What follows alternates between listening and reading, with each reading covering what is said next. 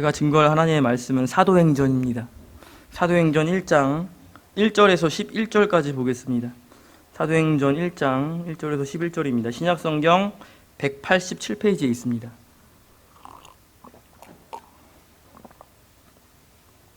사도행전 1장 1절에서 11절입니다. 다 찾으신 줄 알고 제가 읽도록 하겠습니다. 1절입니다. 데오빌로여, 내가 먼저 쓴 글에는 무릇 예수께서 행하시며 가르치시기를 시작하신부터 그가 택하신 사도들에게 성령으로 명령하시고 승천하신 날까지의 일을 기록하였노라. 그가 고난받으신 후에 또한 그들에게 확실한 많은 증거로 친히 살아계심을 나타내사 40일 동안 그들에게 보이시며 하나님 나라의 일을 말씀하시니라. 사도와 함께 모이사 그들에게 분부하여 이르시되 예루살렘을 떠나지 말고 내게서 들은 바 아버지께서 약속하신 것을 기다리라. 요한은 물로 세례를 베풀었으나 너희는 몇 날이 못되어 성령으로 세례를 받으리라 하셨느니라. 그들이 모였을 때에 예수께 여쭈어 이르되 주께서 이스라엘 나라를 회복하심이 이때니까 하니 이르시되 때와 시기는 아버지께서 자기의 권한에 두셨으니 너희가 알 바 아니요 오직 성령이 너희에게 임하시면 너희가 권능을 받고 예루살렘과 온 유대와 사마리아와 땅끝까지 이르러 내 증인이 되리라 하시니라. 이 말씀을 마치시고 그들이 보는데 올려져 가시니 구름이 그를 가리어 보이지 않게 하더라.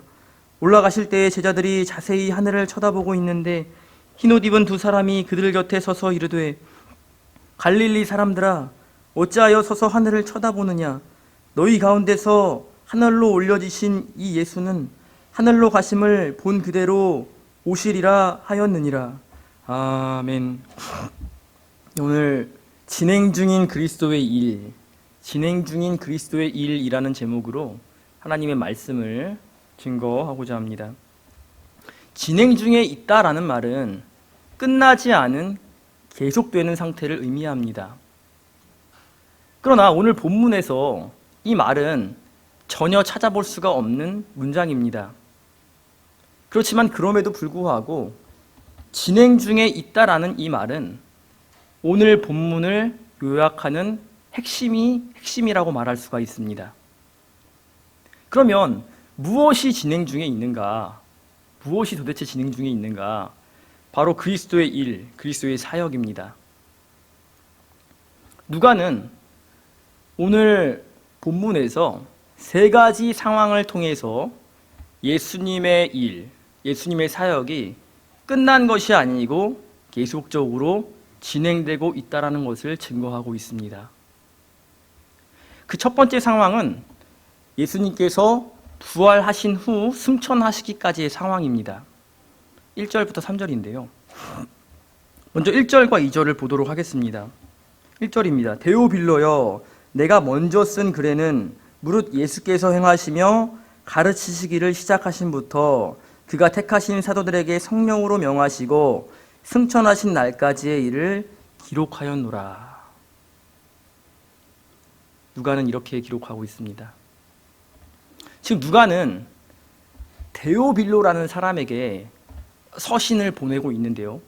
그 서신은 두 번째 서신이라고 말하고 있습니다. 그러면 우리가 여기서 생각해 볼 수 있는 것이 이 누가라는 이 의사가 데오빌로에게 첫 번째 서신을 보낸 적이 있구나라고 우리가 생각을 해볼 수가 있습니다. 그럼 그 첫 번째 서신은 무엇이었는가? 다 짐작하셨을 거예요. 바로 누가복음입니다. 누가는요, 이 데오빌로라는 사람에게 누가복음을 이미 한 차례 보낸 적이 있습니다. 그리고 또다시 두 번째 서신을 기록해서 데오빌로에게 보내려고 하고 있습니다. 그런데 누가는요, 이 두 번째 서신인 사도행전을 기록할 때 이 사도행전 서두에 이 누가복음의 내용을 아주 간단하고 아주 명료하고 아주 분명하게 세 절로 요약해서 언급함으로 인해서 데오빌로에게 누가복음의 내용을 상기시켜주고 있습니다. 누가복음의 내용이 무엇인가? 1절과 2절을 다시 한번 보겠습니다. 데오빌러여, 내가 먼저 쓴 글에는 누가복음에는 어떤 내용이 있냐면, 무릇 예수께서 행하시며 가르치시기를 시작하신부터 그가 택하신 사도들에게 성령으로 명령하시고 승천하신 날까지의 일을 기록하였노라. 누가복음의 내용은요, 아주 쉽게 말하면 예수님께서 성육신 하신부터 승천하시기 전까지의 일을 기록한 책이 바로 누가복음입니다. 누가는 사도행전을 기록할 때 의도적으로 이 누가복음의 내용을 사도행전 서두에 기록함으로 인해서 예수님께서 승천하신 이후에 예수님의 사역, 예수님의 일이 끝나지 않았다라는 것을 지금 데오빌로에게, 그리고 더 나아가서 우리에게 증거하고 있는 것입니다. 이것이 매우 중요합니다. 왜냐하면 우리가 잘 생각해 볼 때, 잘 생각하지 않고 그냥 생각해 볼 때, 예수님이 승천하신 이후에 예수님의 사역이 끝난 것처럼 보여지기 때문입니다. 어디서 그렇게 느껴지냐면, 예수님이 승천하신 이후에 성령이 오셨습니다. 그래서 이제는 우리가 성령이 일하는 시대다, 그래서 성령 시대다라고 표현을 합니다. 또 어떤 이들은 확실히 예수님이 승천하신 이후에 성령께서 일하는 시대다, 예수님을 부각시키지 않고 성령만을 부각시키는 사람들도 있습니다. 그렇지만 예수님께서 승천하시고 성령께서 이 땅에 오셔서 일을 해 나가신다고 해서 예수님의 사역이 끝난 것이냐? 그렇지가 않다는 겁니다. 예수님의 일은 계속적으로 진행되고 있습니다. 예수님이 계속적으로 일하고 계신다는 겁니다. 그러면 예수님께서 어떻게 일을 하고 계신가? 오늘 본문 3절에 그 실마리가 나옵니다. 이 3절을 보도록 하겠습니다. 그가 고난받으신 후에 또한 그들에게 확실한 많은 증거로 친히 살아계심을 나타내사 40일 동안 그들에게 보이시며 하나님 나라의 일을 말씀하시니라. 이렇게 누가복음의 내용을 기록하고 있습니다. 예수님께서 이 3절에 보면 그가 고난받으신 후라는 것은 예수님께서 십자가를 지신 후, 부활하신 후를 말합니다. 십자가를 지시고 부활하신 후를 이제 말하는 거예요. 그런데 이 누가가요, 이 부활하신 후 이 예수님께서 무엇을 하셨냐면 두 가지 일을 행하셨다는 거예요. 지금 예수님께서는 십자가로 인해서 하나님의 뜻을 성취하시고 또 부활하심으로 인해서 하나님의 계획을 완성하셨습니다. 근데 그 예수님은 부활하시고 나서, 하나님의 뜻을 완성하시고 나서 안식하시거나 바로 하늘나라로 승천하신 것이 아니고 부지런히 두 가지 일을 행하시는데, 그것이 첫 번째가 무엇이냐면 자신의 살아계심을 나타내 보이시는 일입니다. 그리고 두 번째는 하나님 나라의 일을 증거하는 거예요. 3절을 다시 한번 보도록 하겠습니다. 그가 고난받으신 후에, 부활하신 후입니다. 십자가를 받으시고 부활하신 후에 또한 그들에게 확실한 많은 증거로 친히 살아계심을 나타내사 40일 동안 그들에게 보이시며 하나님 나라의 일을 말씀하시니라. 예수님은 부활하신 이후에 쉬시지 않습니다. 부지런히 일을 해 나가십니다. 그거의 첫 번째가 자신의 살아계심을 다른 사람들에게 보이셨다는 것입니다. 이것이 매우 중요합니다.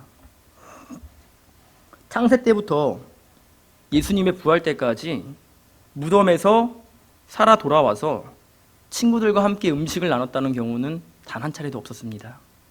좀 더 구체적으로 말하면 부활의 몸으로 누군가와 대화하며 음식을 나눈다는 것은 유대인의 전통에서는 있을 수가 없는 일입니다.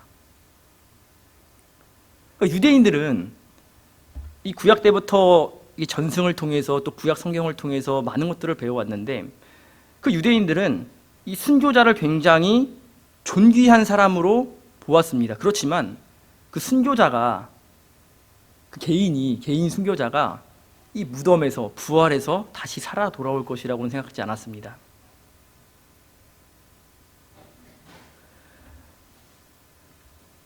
유대인들은요, 심판날이 이르기 전에 마지막 때에 모두 부활한다는 일반적인 부활은 믿었지만 한 개인이 갑자기 부활해서 자기들 앞에 나타날 것은 사실 믿지 않았습니다. 그것은 예수님 당시에 예수님을 믿는 자들조차도 그랬습니다. 어디서 그 구절이 잘 나타나냐면 요한복음 11장에 보면 나사로가 죽습니다. 예수님께서 오래 지체하시고 2, 3일을 더 지체하시고 나사로에게 가는데 그 가운데 이제 마르다가 예수님을 마중 나옵니다. 예수님이 마르다에게 뭐라고 말씀하시냐면 나사로가 다시 살아날 것이다. 이렇게 말씀하세요. 그때 마르다의 표현이 어떠냐면 요한복음 11장 24절에 보면 이렇게 말하고 있습니다. 마르다가 이르되 마지막 날 부활 때에는 다시 살아날 줄을 내가 아나이다.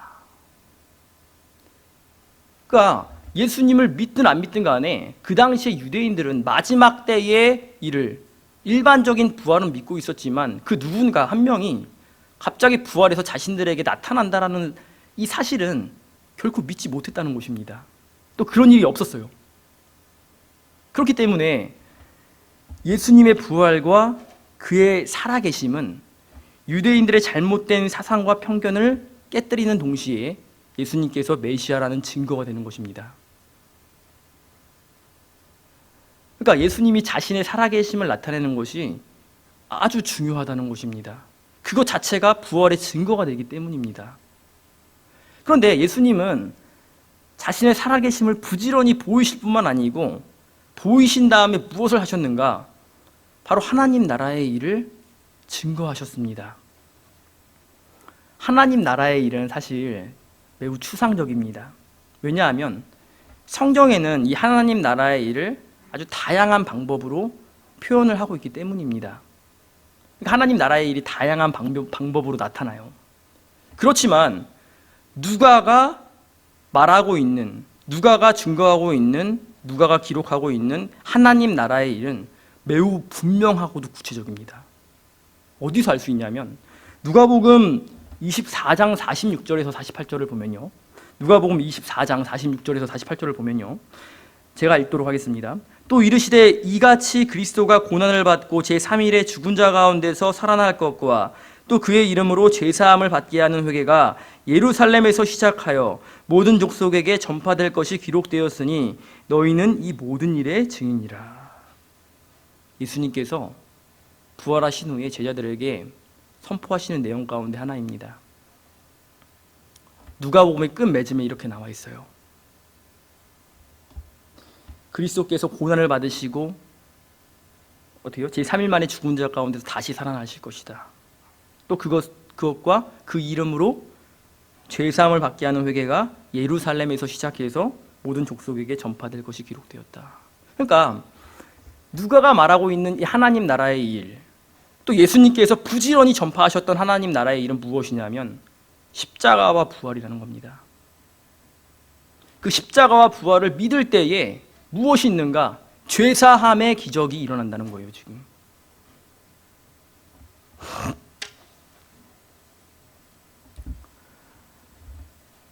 또 이 부활하신 예수님은 40일간 제자들에게 자신을 나타내셨을 뿐만 아니고 예수님은 자신을 증거하시는데요. 누가복음 24장의 또 다른 내용들을 보면 다른 두 가지 사건이 나타나는데 첫 번째 사건은 무덤에 찾아간 여자들이 있어요. 예수님을 보기 위해서 무덤으로 찾아가요. 그때 예수님이 그들에게 나타나셔서 자신의 십자가와 부활을 증거합니다. 또 엠마오로 내려가는 두 제자가 있습니다. 예수님은 그들과 동행하시면서 그들에게 무엇을 깨닫게 하시냐면 그리스도께서 3일 만에 죽으셨다가 3일 만에 부활하신 다음에 너희보다 먼저 예루살렘에 갈 것이다. 이런 말씀을 하시죠. 그러니까 지금 예수님은 부활하신 후에도 쉬시는 것이 아니고 하나님의 계획을 완성하시고도 쉬시는 것이 아니고 예수님은 부지런히 하나님 나라의 일을 증거하고 계셨다는 겁니다. 왜냐? 왜 예수님은 이렇게 부지런히 하나님 나라의 일을 계속적으로 증거하실까? 그 이유는 예수님이 승천하신 후에 이 하나님 나라의 일의 전파가 중단돼서는 안 되기 때문입니다. 이 하나님 나라의 일은 아주 유명한 사람이 지어낸 허구나 소설이나 베스트셀러가 아닙니다. 이 예수님의 일은 한 시대를 풍미했던 그런 위인에 대한 이야기가 아닙니다. 이 하나님 나라의 일, 바로 십자가와 부활은 우리에게 소망이 되고 생명이 되고 또 기쁨이 되고 미래가 되는 것입니다. 그렇기 때문에 반드시 전해져야 되고 증거되어져야 되는 그러한 말씀인 겁니다. 그러니까 예수님이 계속적으로 부지런히 증거하시는 거예요. 그 예수님의 증거가 누구에게 들어가는가? 사도들에게 들어가는 겁니다. 그래서 오늘 본문의 두 번째 그 상황은 예수님께서 승천하신 후 제자들의 상황입니다. 4절부터 8절인데요. 이 4절부터 8절에 보면 예수님께서 제자들에게 크게 두 가지 명령을 하십니다. 그 첫 번째가 무엇이냐면 예루살렘을 떠나지 말고 하나님의 약속을 기다리라는 겁니다. 4절에 보겠습니다. 사도와 함께 모이사 그들에게 분부하여 이르시되 예루살렘을 떠나지 말고 내게서 들은 바 아버지께서 약속하신 것을 기다리라. 이 예루살렘이라는 곳은 예수님을 십자가에 못 박은 아주 위험천만한 장소인데 동시에 삶과 예배와 순결함과 거룩함이 깃든 성전이 있는 장소입니다. 다시 말하면 이 예루살렘이란 장소는 고난과 핍박과 더 나아가서 십자가의 죽음이 기다릴 수 있는 아주 위험한 장소인 동시에 하나님의 약속이 실현되는 장소라는 겁니다. 제자들은 예루살렘을 떠나지 말고 하나님의 약속을 기다려야 됩니다. 그런데 우리는 여기서 무엇에 초점을 맞춰야 되는가? 그것은 예루살렘을 떠나지 않는 것도 아니고 하나님의 약속을 기다리는 것도 아닙니다. 우리가 4절에서 초점을 맞춰야 되는 것은 무엇이냐면 바로 그리스도의 명령입니다. 예루살렘을 떠나지 말고 하나님의 약속을 기다리라는 그리스도의 명령이 바로 이 4절의 핵심입니다.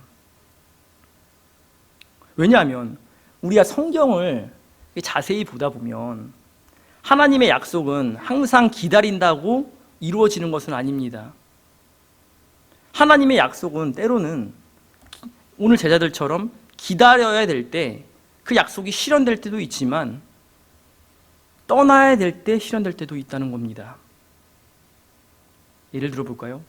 아브라함 보세요. 아브라함은 본토 친척 아비 집을 떠나서 하나님께서 지시할 땅으로 가야지만 하나님의 약속이 실현됩니다. 아브라함 본토 친척 아비 집을 떠나지 않으면 하나님의 약속을 받을 수가 없습니다. 하나님의 약속은 실현되지 않습니다. 반면에 제자들은 완전히 반대의 상황입니다. 예루살렘을 떠나지 말아야 됩니다. 그래야 하나님의 약속이 실현된다는 겁니다. 그러면 그 하나님의 약속은 무엇인가? 5절에 나타나 있습니다. 5절이죠. 요한은 물로 세례를 베풀었으나 너희는 몇 날이 못되어 성령으로 세례를 받으리라 하셨느니라. 하나님의 약속은 성령입니다. 세례 요한은 매우 위대한 선지자였습니다. 그렇지만 그 위대한 선지자인 세례 요한도 물로 세례를 베풀었지만 성령이 오시면 이제 제자들은 성령으로 세례를 받을 뿐만 아니고 성령으로 세례를 줄 것이라고 지금 예수님께서는 약속을 하고 계신 것입니다. 그렇기 때문에 예루살렘을 떠나서는 안 됩니다. 이것을 우리에게 어떻게 적용해야 되냐면 그게 똑같습니다. 떠나고 떠나지 않는 것이 중요한 것이 아니고 그리스도의 명령이 무엇인가, 이것이 중요한 겁니다. 나에게 하나님께서 주시는 그 명령이 무엇인가, 하나님은 나에게 무엇을 요구하고 계신가. 주께서 떠나라고 하시면 떠나면 되는 겁니다. 주께서 기다리라고 하면 기다리면 되는 거예요. 순종할 때의 약속이 실현된다는 겁니다. 물론 하나님께서 혹은 예수님께서 우리에게 직접 음성으로 들려주시진 않습니다. 떠나, 멈춰, 이렇게 들려주시진 않지만 그렇기 때문에 우리는 더욱더 말씀을 가까이 하고 주님을 가까이 하는 생활을 해야 됩니다. 더욱더 주님께 나가야 된다는 거예요. 또 지금 나에게 닥친 상황, 또 이 세상에 닥친 이 상황이 어떠한지를 파악해 가면서 말씀을 분별하면서 주께서 지금 나에게 원하시는 것이 무엇인가, 주님이 나에게 또 우리 교회에 각자 개인에게 우리 가족에게 주시는 그 명령은 무엇인가, 우리가 그것을 생각해보고 그것을 순종해 나가는 일이 바로 하나님의 약속을 실현하는 일임을 우리가 알아야 됩니다. 그런데 아직 제자들은 확실하게 깨달음을 얻지 못했습니다. 6절을 보겠습니다. 그들이 모였을 때 예수께 여쭈어 이르되 주께서 이스라엘 나라를 회복하심이 이때니까 하니. 제자들은 예수님께 이렇게 말하고 있는 겁니다. 이제 메시아이신 예수님을 확실히 믿는 거예요. 이제 왜? 부활의 몸을 입은 예수님께서 제자들 앞에서 말씀을 전하시잖아요. 이제는 그 믿음이 완전해졌습니다. 그렇지만 이 제자들은 이렇게 말하고 있는 거예요. 메시아께서 오셨으니까 이 나라를 이제 회복할 때가 이때입니까? 이것은 사실 제자들의 아주 자연스러운 질문으로 우리가 생각해 볼 수가 있습니다. 물론 믿음이 없는 그런 모습일 수도 있지만 사실 제자들의 이 질문은 매우 자연스럽습니다. 왜냐하면 구약의 선지자들이 예언한 모습들을 보면 구약의 선지자들은 어떻게 예언을 하냐면요, 메시아의 강림과 이스라엘의 회복과 그 다음에 심판을 동일한 시간대로 엮어서 예언을 했다는 것입니다. 모든 선지자가 다 그렇게 예언합니다. 그 어떤 선지자도 메시아께서 초림하신 다음에 승천하시고 또 다시 나중에 재림하실 것이다라고 순차적으로 예언한 선지자들은 단 한 사람도 없다는 거예요. 그러니까 충분히 오해할 만하다는 거죠. 그런데 우린 여기서 주목해야 될 것이 무엇이냐면 바로 예수님의 답변입니다. 7절, 8절에 나타나요. 7절을 보겠습니다. 이르시되 때와 시기는 아버지께서 자기의 권한에 두셨으니 너희가 알 바 아니요 오직 성령이 너희에게 임하시면 너희가 권능을 받고 예루살렘과 온 유대와 사마리아와 땅끝까지 이르러 내 증인이 되리라 하시니라. 예수님의 답변은 굉장히 모호합니다. 제자들이 주께서 이스라엘 나라를 회복하실 때가 이때입니까? 물어볼 때에 예수님은 맞다 혹은 아니다 이렇게 말씀하시는 것이 아니고 7절에 보면 때와 시기는 아버지께서 자기의 권한에 두셨으니 너희가 알 바가 아니다. 그러니까 때와 시기에 대한 권한은 누구에게 있냐면 하나님께 있다는 겁니다.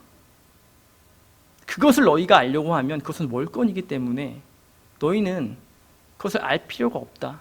하지만 그 종말은 반드시 있을 것이다. 그 때와 시기는 반드시 있을 것이기 때문에 너희가 해야 될 일이 무엇이냐? 그것은 바로 8절에서처럼 복음의 증인이 되어야 된다는 것입니다. 그게 두 번째 명령이에요. 예수님이 두 번째 명령. 첫 번째 명령은 예루살렘을 떠나지 말고 하나님의 약속을 기다리는 것이라면 예수님의 두 번째 명령은 복음의 증인이라는 거예요. 특별히 8절에 약속을 예루살렘을 떠나지 말고 하나님의 약속을 반드시 기다려야 될 그 이유가 나타나 있는데요. 8절 상반절을 보면 오직 성령이 너희에게 임하시면 너희가 권능을 받고, 증인의 사역을 감당하기 위해서는 반드시 무엇을 받아야 되냐면 성령의 권능을 받아야 됩니다. 성령의 능력을 통해서만 복음의 증인의 역할을 감당할 수가 있다라고 예수님께서 말씀하시고 있는 겁니다. 주님의 일은 내 힘으로 할 수 있는 것이 아니고, 또 내가 가진 어떤 명예나 내가 가진 어떤 돈으로 할 수 있는 것이 아니고 주님께서 주시는 능력으로 할 수 있는 것이다 라고 지금 예수님께서 말씀하고 있는 겁니다. 베드로를 한번 보겠습니다. 베드로는 아주 위대한 선지자입니다. 그렇지만 베드로가 성령을 받기 전의 모습과 이 베드로 사도가 성령을 받은 후에 이 모습은 너무나 확연한 차이를 보이지 않습니까? 성령을 받기 전에 베드로는요, 자신감은 가득 차 있습니다. 믿음이 있습니다. 그러니까 예수님께서 네가 나를 3번 부인할 것이다 라고 말씀하실 때 베드로가 다른 사람들은 다 부인할지언정 나는 부인하지 않겠습니다. 이렇게 자신만만하게 예수님께 말을 했던 이 베드로가 십자가를 앞에 둘 때에 그것이 두려우니까 예수님을 3번이나 부인하는 그러한 모습을 보게 되지 않습니까?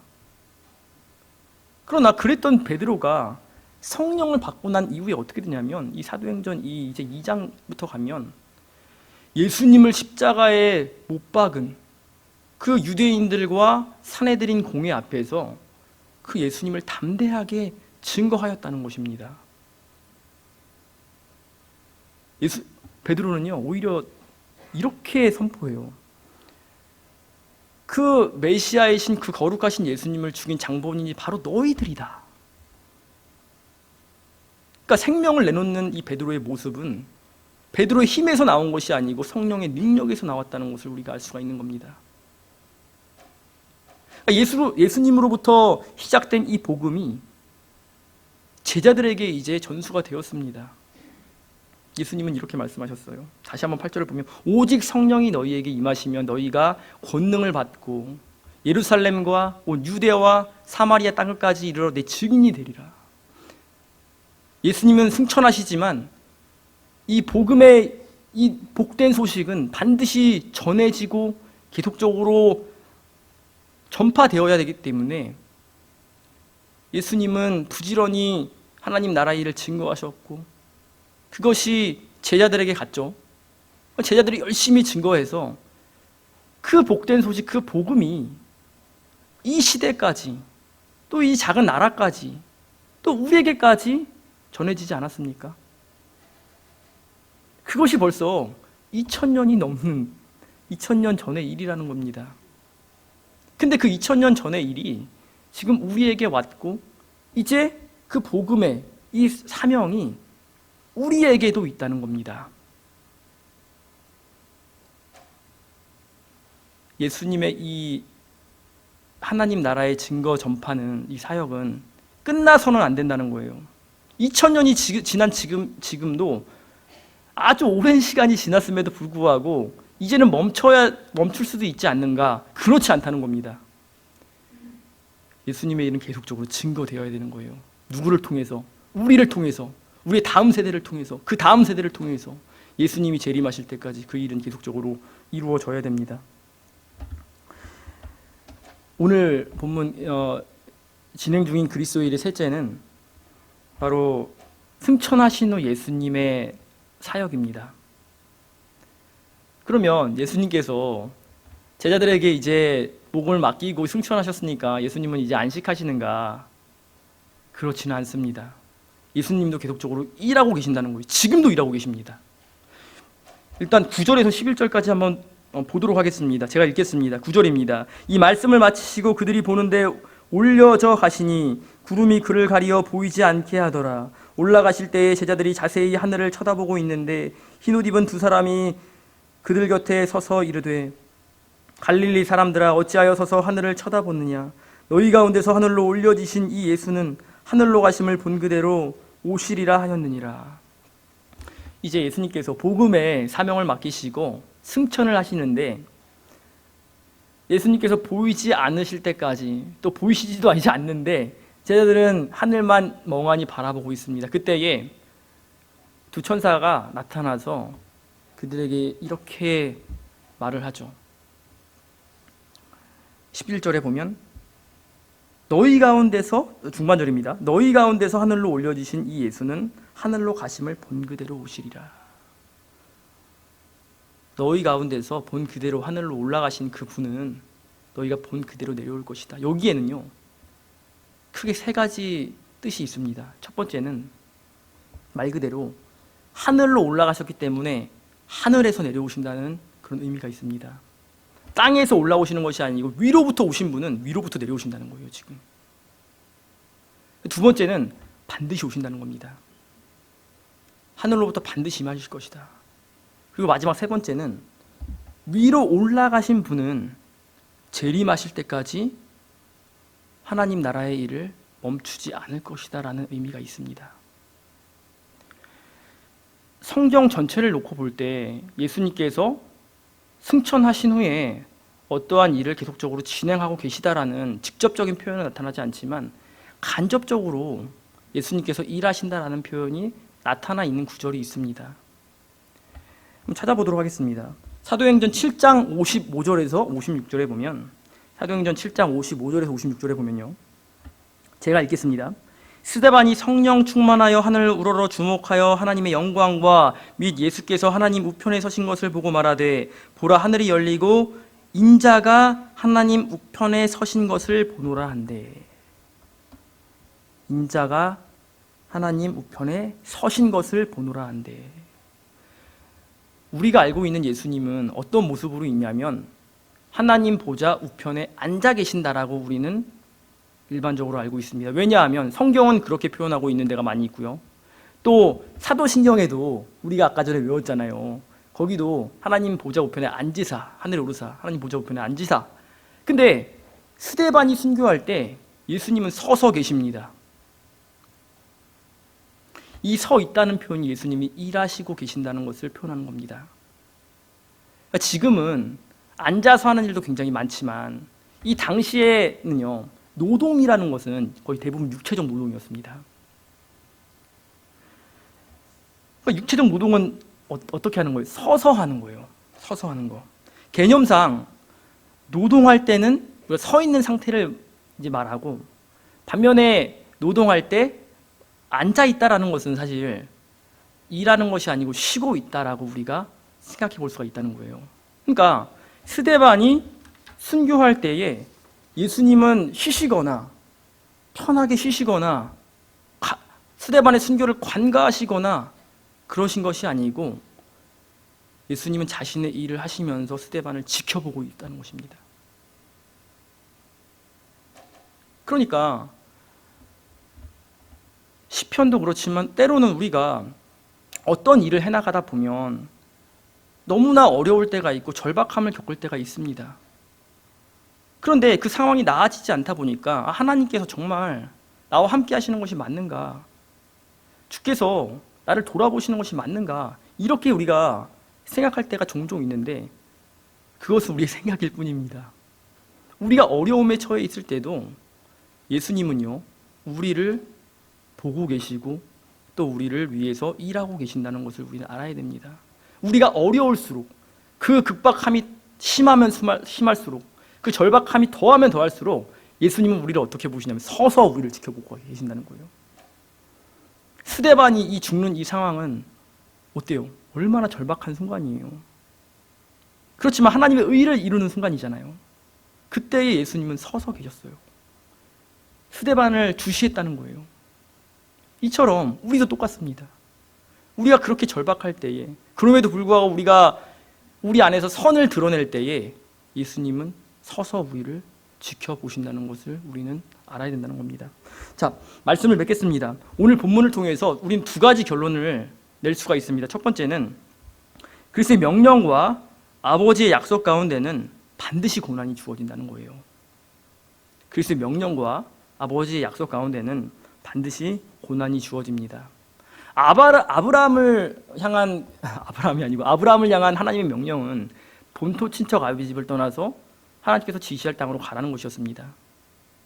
모세에 대한 하나님의 명령은요, 바로 공주의 아들의 자격을 포기하고 이스라엘 백성들과 함께 광야로 가서 고난을 받으라는 겁니다.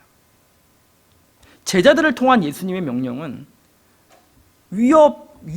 위험천만하고 또 앞으로 죽음이 기다릴 수 있는 그 예루살렘을 떠나지 말라는 것이고 또 복음의 증인이 되라는 겁니다. 그러니까 지금 하나님의 명령과 예수님의 명령은 결국 무엇이냐면 고난을 받으라는 거예요. 지금 그 명령 가운데 고난이 있다는 겁니다. 그런데 그 고난을 달게 받고 하나님의 말씀에 순종할 때 그때 어떤 일이 발생하냐면 하나님의 약속이 실현된다는 것입니다. 그러니까 우리가 만약 굉장히 어려운 상황에 처해 있다고 한다면 그것이 극복되기 어렵다 라고 만약에 생각하는 상황에 처해 있다면 오히려 기뻐하시는 여러분들이 되시기 바랍니다. 왜냐하면 지금 여러분들을 통해서 우리 성도님들을 통해서 하나님의 약속이 실현되고 있다는 증거가 되고 있기 때문입니다.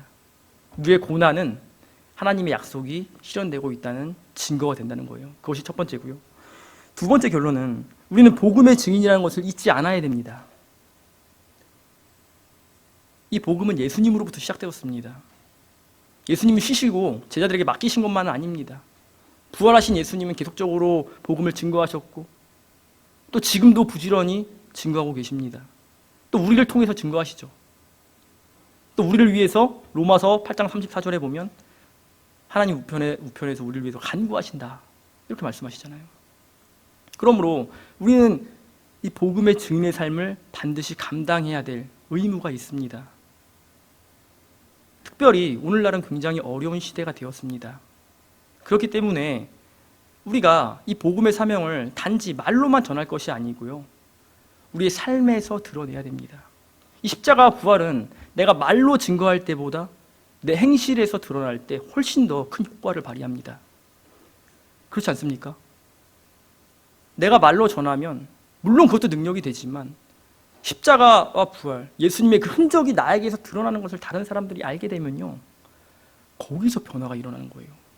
특별히 오늘날은 말로 전하는 것보다 우리의 삶 가운데서 내 주위에서부터 예수님을 전하는 것이 훨씬 더 중요합니다. 왜냐하면 코로나잖아요. 못 모이잖아요. 그렇지만 모일 수 있는 곳이 있다면 내가 일하는 직장 아니겠습니까?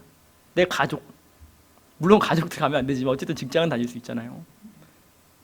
내 주위에 있는 사람에게 내가 나를 드러내는 것이 아니고 주님을 드러낼 때 주님의 역사가 일어나게 되고 주님의 약속이 실현된다는 것을 우리가 바로 알고 복음의 직분이 분명히 있다라는 사실을 우리가 기억하고 복음의 증인으로서 사명을 잘 감당함으로 주님의 날에 칭찬받는 우리 모두가 되시기를 주님의 이름으로 축원합니다. 기도하시겠습니다. 거룩하신 하나님 아버지, 은혜와 사랑을 진심으로 감사합니다.